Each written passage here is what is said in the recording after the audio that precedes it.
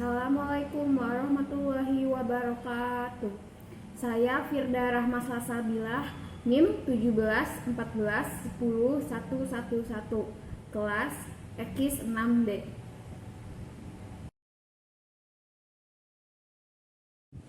Di sini saya akan menjawab ujian akhir semester nomor 1.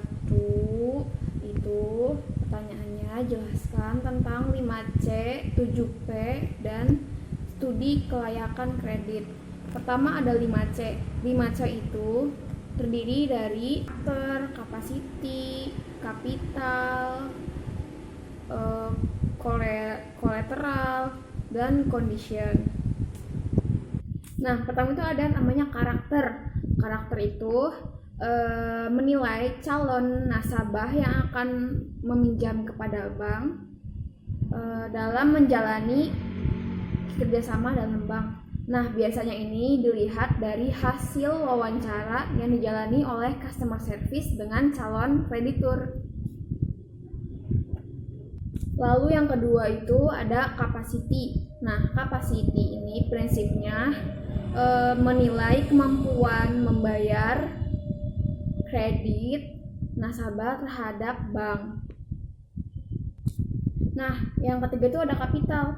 Kapital itu dinilai dari laporan tahunan perusahaan yang dikelola oleh nasabah. Sehingga dari penilaian tersebut, bank dapat menentukan layak nggak sih nasabah ini dipinjamin uang sama bank, dan berapa yang harus dipinjemin oleh bank, yang akan diberikan itu harus berapa. Jadi bank tuh bisa menilai dari laporan tahunan perusahaan. Yang keempat itu ada kolateral. Nah, kolateral itu jadi misal nih ada nasabah yang nggak bisa melakukan kewajibannya atau bisa dibilang tidak bisa membayar pinjamannya, maka biasanya itu sesuai dengan ketentuan yang ada, pihak bank bisa aja menyita aset yang udah dijanjikan di awal. Jadi aset tersebut jadi jaminan. Yang kelima ada condition. Condition itu kredit yang diberikan juga perlu mempertimbangkan kondisi ekonomi sebuah perusahaan atau seorang, jadi prospek perusahaan yang akan meminjam uang kepada bank. Ada suatu perusahaan yang sangat tergantung dari kondisi perekonomiannya. Maka dari itu perlu mengaitkan kondisi ekonomi dengan calon yang minjem yang kredit kepada bank. Lalu selanjutnya ada 7P. Nah, prinsip ini terdapat 7 kriteria yang harus dipatuhi, yaitu pertama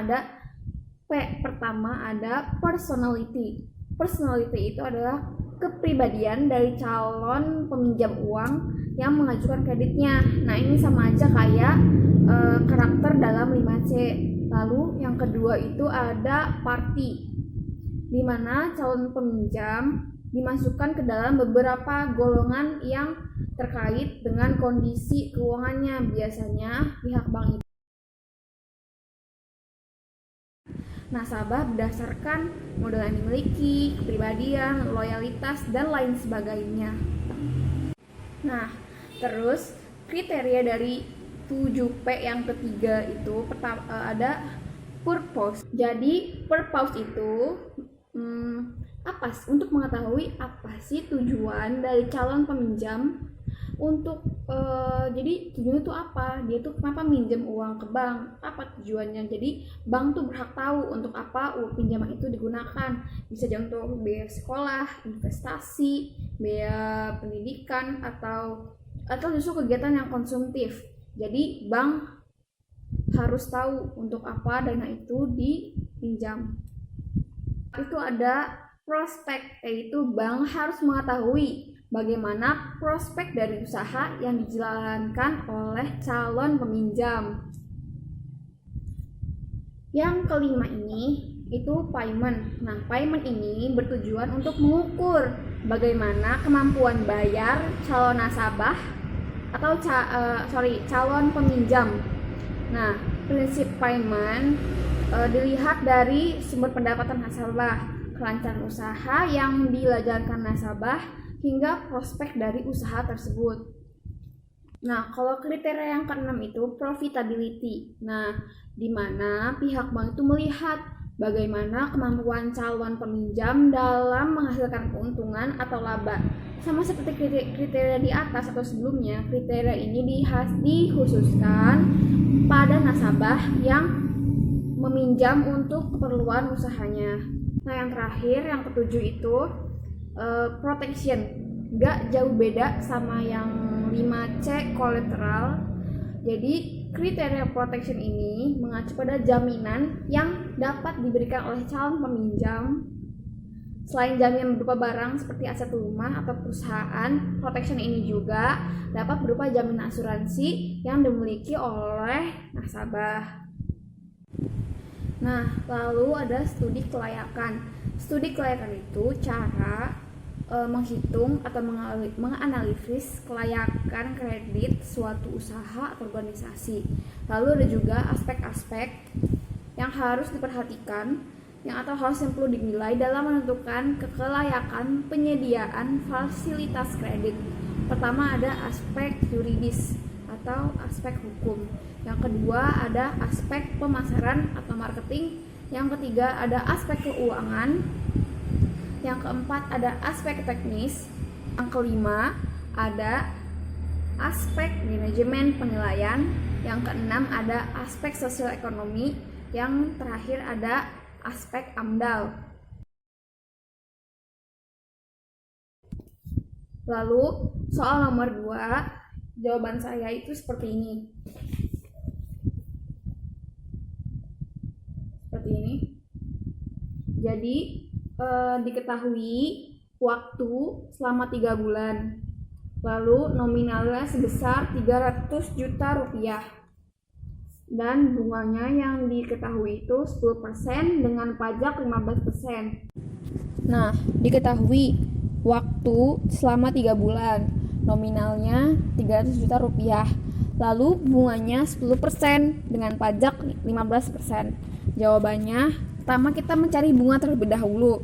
Nah, untuk mencari bunga, kita masukkan bunga 10% dikali dengan 300 juta, dikali dengan 1, lalu dibagi dengan 12, yang menghasilkan 2,5 juta rupiah. Lalu mencari pajak 15% dikali dengan 2,5 juta sama dengan 375.000. Nah, lalu mencari bunga bersih tiap bulan.